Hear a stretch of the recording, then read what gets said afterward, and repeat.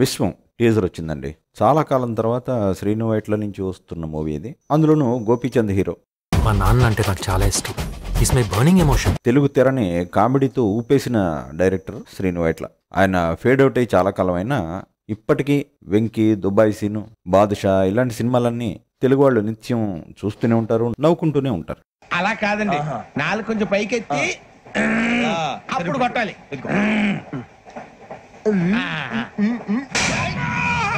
చూడు చూడు చూడు చూడు, సరిగా సరిగా సరిగా చూడు, సరిగా చూడు, సరిగా చూడు.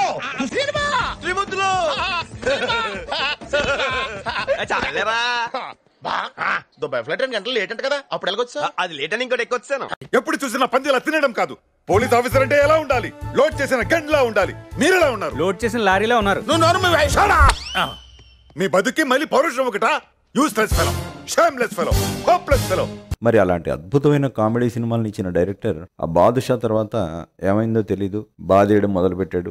అమర్ అక్బర్, యాంథోనీ అలాంటివన్నీ చూసిన తర్వాత అబ్బే శ్రీను వైట్లకి విషయం అయిపోయింది అనుకున్నారు జనం. అయితే మళ్ళీ ఇంతకాలానికి ఒక మూవీతో మన ముందుకు వస్తున్నాడు. అందుకే ఇంత interest.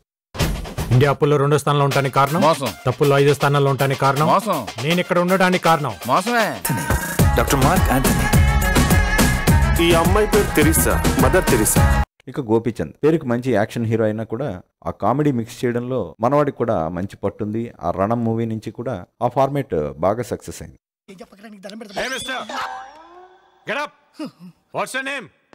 Venu sir. Okay mister Venu, what are the properties?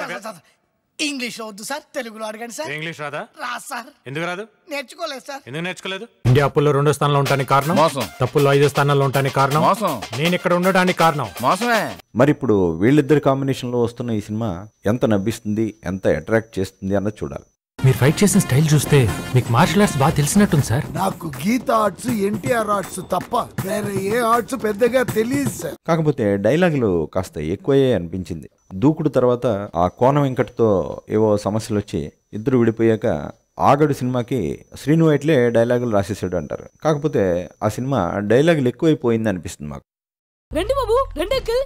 నమస్తే ఆంటీ. నమస్తే బాబు. ఈవిడ నా పేరు కాకి జానకి. మా రాజా నన్ను ముద్దుగా కాజా అని పిలుస్తాడు. మీకు బీపీ ఎప్పటి నుంచి? మా సీఏ గారు నా లైఫ్ లో ఎంటర్ అయినప్పటి నుంచి. మీకు ఎప్పటి నుంచి? ఆయన లైఫ్ లోకి నేను ఎంటర్ అయినప్పటి నుంచి. ఇది ఈ సినిమాలో కూడా అలాగే డైలాగ్స్ కొంచెం అతిగా అనిపిస్తున్నాయి.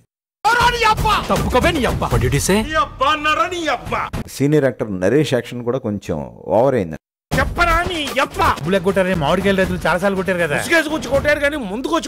ఏదేమైనా చాలా మంది కమెడియన్స్ ఉన్నారు. సునీల్ నుంచి రఘుబాబు వరకు, శ్రీనివాస్ రెడ్డి నుంచి ప్రవీణ్ వరకు, వెన్నెల కిషోర్ నుంచి ఆ అరవ నటుడి వరకు మొత్తం మీద అందరూ తెగ నవ్వించాలని ప్రయత్నం బాగానే చేశారు.